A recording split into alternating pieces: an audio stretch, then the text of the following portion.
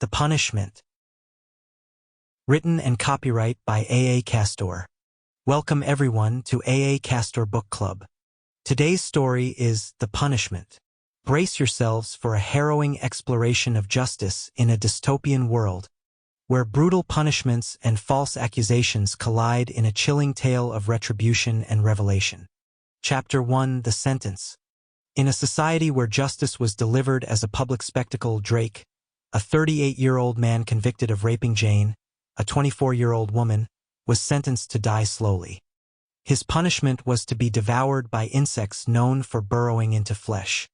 Stripped naked and bound, Drake was left helpless as the insects were released. Medical personnel ensured his suffering was prolonged, keeping him alive with forced feedings. As the execution began, the room buzzed with activity. The executioner, a stern-faced woman named Clara, addressed the camera. "Today, we bring justice to a man who has committed a heinous crime. Let this serve as a warning to all." Drake's eyes darted around the room, filled with terror. "Please, I'm innocent," he cried, but his pleas were drowned out by the cheers and jeers of the audience.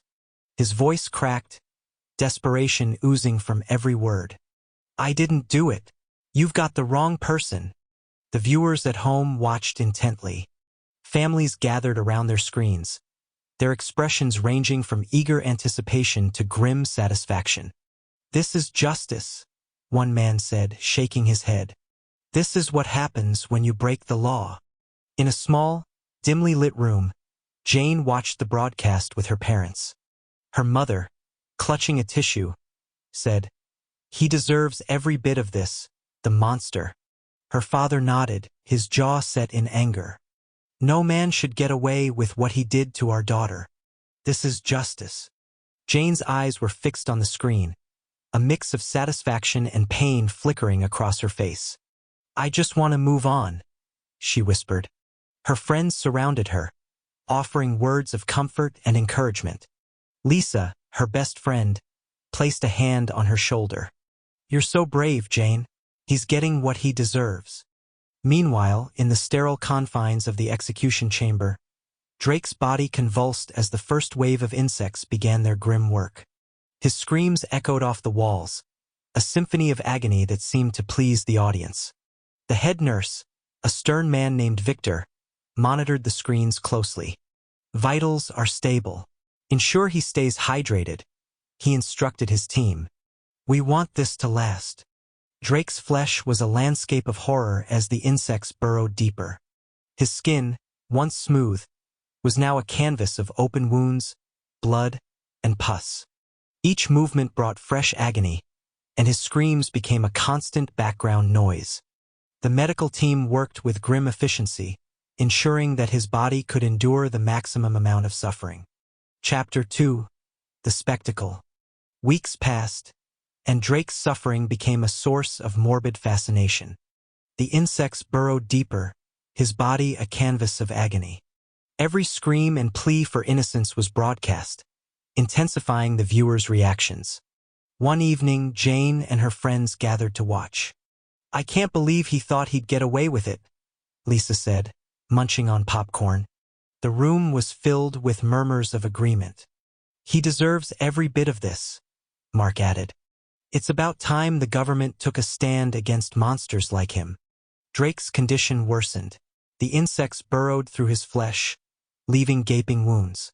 Medical personnel monitored his vital signs, ensuring he remained alive to endure the full extent of his punishment. "He's stable," a nurse reported. "Keep the nutrients coming." Drake's body was a grotesque display. His skin was torn and festering, the insects visible beneath the surface. He could feel them moving, gnawing at his flesh, and every bite sent waves of pain through his body. He sobbed uncontrollably, his voice hoarse from screaming.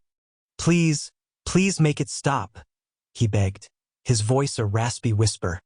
The medical team remained unmoved, their faces masks of professional detachment. "You're doing well, Drake," Victor said, adjusting in 4. "Just a little longer now." The public's demand for such spectacles soared, reflecting society's thirst for vengeance. This is what happens when you break the law? A man in the crowd said, his voice filled with grim satisfaction. Justice served. In the sterile confines of the monitoring room, Clara and Victor observed Drake's suffering. We've never seen ratings this high, Clara noted, her voice devoid of emotion. People are really drawn to this kind of justice. Victor nodded, his eyes never leaving the screens. It's what they want, and we deliver. Jane's friends continued to offer their support. You're so brave, Lisa repeated, squeezing Jane's hand. He's paying for what he did to you. Jane nodded, though her eyes remained fixed on the screen. I just hope this brings some closure, she said quietly. Chapter 3, The Turning Point. A month into the execution, Drake's condition had deteriorated to the point where insects crawled out of his body. His continuous screams of, "I am innocent," haunted viewers, but most dismissed them as the ravings of a guilty man. However, Inspector Reynolds, a diligent investigator, began to question the validity of Drake's conviction. Reynolds met with Jane's parents in a small, dimly lit office. I need to review all the evidence again, he said, his voice serious and unwavering. Something doesn't add up. Jane's father frowned, crossing his arms defensively. Why are you bringing this up now? He's already paying for what he did. Reynolds persisted, examining every detail meticulously. As he delved deeper, he discovered inconsistencies in Jane's story and found evidence suggesting Drake's innocence. Surveillance footage revealed Drake at a different location during the time of the alleged crime. This changes everything, Reynolds muttered, pacing the room with growing urgency. Are you saying my daughter lied? Jane's mother snapped, her voice trembling with disbelief. Reynolds met her gaze. I'm saying we need to be sure. If there's even a chance he's innocent, we have to investigate. Driven by a sense of justice, Reynolds gathered more evidence, his determination unwavering. I won't let an innocent man suffer, he vowed to himself. His investigation led him to the devastating truth. Drake was innocent. Jane had fabricated the story out of spite because Drake had rejected her advances. Reynolds brought his findings to the authorities. Drake is innocent, he declared firmly. We must stop the execution immediately. The judge, reviewing the compelling new evidence, grew serious. We must act quickly, he said. An innocent man is suffering. The media erupted with the shocking revelation. Breaking news. Drake may be innocent, the headlines screamed. Public opinion shifted dramatically, and people demanded justice for Drake. Reynolds and a team of officials rushed to the execution site, hoping to save Drake before it was too late. As they arrived, the scene was harrowing. Drake lay on the ground, his body a mass of writhing insects, his cries for help barely audible. We need to stop this, Reynolds shouted, pushing through the crowd. Get him out of there. The medical team scrambled to intervene, but it was too late. Drake's eyes were vacant, his body motionless. The insects had done their gruesome work, and life had left him moments before they could reach him. Reynolds fell to his knees, overwhelmed by a mixture of rage and sorrow. We were too late, he whispered, the weight of their failure crushing him. The crowd, once bloodthirsty, now stood in silent horror, the gravity of the situation sinking in. News cameras captured the tragic aftermath, broadcasting the stark reality to the world. Jane's parents watched in disbelief, the truth of their daughter's deceit unraveling before them. Jane, under the intense scrutiny of investigators, was soon exposed for her lies. Chapter 4. The Downfall. Jane's trial was swift, the evidence against her overwhelming. She was sentenced to the same fate as Drake, to be slowly devoured by insects. As she was led away, the reality of her lies began to crush her spirit. Please, I didn't mean for this to happen, she cried, but her pleas were ignored. The execution chamber was readied. This time, Jane was the one bound and vulnerable, her eyes wide with dread. Clara, the executioner, faced the camera. Today, We rectify a grave injustice. Let this be a lesson on the importance of truth. Jane's body convulsed as the first wave of insects began their grisly task. Her screams reverberated off the walls, a chilling chorus of pain that seemed to satisfy the audience. The insects burrowed into her flesh, creating festering wounds. Medical personnel closely monitored her vitals, ensuring she remained alive to endure the full extent of her punishment. "Please, I beg you." Jane's voice was strained from her continuous screams. Her eyes frantically searched the room for any sign of compassion. Clara, her face a mask of indifference, replied, "Justice must be served, Jane. Your deceit led to this." Jane's desperate cries for mercy were met with cold indifference. The public, who once supported her, now condemned her. "She deserves every bit of this," commented a former friend, their voice devoid of sympathy. Jane's body jerked as the insects burrowed deeper. "Help me, please," she screamed, but the medical staff remained detached. "Maintain her vitals," Victor instructed. "She must stay alive as long as possible." Viewers watched intently, their reactions varied. Some were appalled, others satisfied. "This is what happens when you lie about something so serious," remarked a woman, shaking her head. Mark observed with a stern expression. "She brought this upon herself," he stated. "Justice must be upheld, regardless of who it is." Chapter 5: The Execution. Jane's punishment continued relentlessly. Bound and exposed, she endured horrific agony as insects gnawed into her flesh. The broadcast captured every agonizing moment.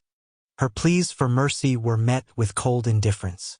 The public, once sympathetic, now scorned her. "She deserves every bit of this," a former friend commented with finality. Jane's body twisted violently as the insects burrowed deeper. "Help me, please," she screamed, but the medical team remained unfazed.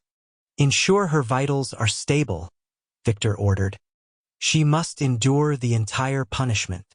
The medical personnel, trained to ignore the cries of the condemned, focused solely on their duties. "Her heart rate is steady," one reported, documenting the data with clinical precision. Jane's screams grew hoarse as the hours dragged on, her voice reduced to a feeble whisper. "I didn't mean it," she sobbed, her body writhing in pain. Clara stood over her, her expression unyielding. "Actions have consequences, Jane."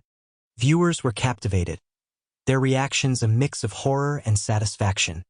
"This is the price of lying about such a grave matter," a woman remarked, shaking her head in disapproval. Mark watched with a grim demeanor. "She has only herself to blame," he stated. "Justice must be served, regardless of the person." As Jane's torment continued, the crowd's initial fervor gave way to a somber silence, the weight of her punishment settling over them. "She thought she could deceive the system," a man muttered, shaking his head. "She was wrong." Victor, overseeing the situation, nodded in agreement. "This is a stark lesson for everyone watching. The truth always prevails." Jane's body, now a writhing mass of insects, convulsed one final time. Her eyes, filled with terror and remorse, stared blankly as life left her. The room fell silent, the finality of her fate palpable. Clara turned to the camera, her voice resolute. "Let this be a warning to all. Deceit will not be tolerated. Justice, though harsh, is essential." The broadcast ended, leaving viewers to reflect on the unforgiving nature of their society. Chapter 6: The Aftermath. The revelation of Jane's deceit and her subsequent punishment sent shockwaves through the community. Public opinion shifted swiftly, from initial horror to a grim acceptance of the harsh justice system. People began to speak openly about the dangers of manipulating the truth. "She thought she could play the system," one viewer commented. "But justice caught up with her." Reynolds, who had overseen both executions, was hailed as a hero. His unyielding commitment to justice, regardless of the perpetrator, earned him respect and admiration. "Reynolds is the hero we need," another viewer said. "He shows that no one is above the law." The government, satisfied with the public's response, continued to endorse these brutal punishments. The ratings for such executions remained high, and the message was clear: lying and deceit would not be tolerated. The inspector, who had uncovered Jane's falsehood, received commendations for his diligence. "We must ensure that justice is always based on truth," he said in a public address. "Our society depends on it." As time passed, the memory of Jane's punishment served as a stark reminder to the community. Conversations in homes, workplaces, and schools often turned to the topic of justice and the importance of honesty. Parents used her story as a cautionary tale for their children. "Remember what happened to Jane," they would say. "Always tell the truth, no matter the cost." Reynolds, standing firm in his principles, continued his work with a steely resolve. "We have a duty to uphold justice," he declared, "no matter how harsh it may seem." In the end, the community rallied around the system, understanding the necessity of its severity. The brutal punishments were seen as a necessary evil to maintain order and truth. The government's stance on these matters remained unchallenged, supported by a populace that had come to accept and even endorse the harsh realities of their justice system. Reynolds, now a symbol of unyielding justice, remained vigilant, ready to enforce the law with the same unwavering determination. The society, having witnessed the consequences of deceit, moved forward with a renewed sense of integrity and honesty, forever changed by the events they had witnessed. The miscarriage of justice, ensuring the real culprit was punished. The government rewarded his diligence, promoting him to a higher position. The public praised Reynolds and the justice system for their swift correction. "This proves our system works," a man said during a live interview. "We caught the real criminal, and justice was served." In the aftermath, the media continued to cover the story, dissecting every detail of Jane's deceit. Talk shows and news programs featured heated debates about the case. "This is a clear example of why we need to be cautious," one commentator said. "False accusations ruin lives." The community that once supported Jane now turned their backs on her memory. Her parents, devastated by the truth, retreated from public life, their shame evident. "We never imagined our daughter was capable of this," her father said in a tearful interview. "We believed her." Drake's family, on the other hand, was finally able to mourn him properly. His name was cleared, and they received a public apology. "He was innocent all along," his mother said, tears streaming down her face. "We knew he couldn't have done it."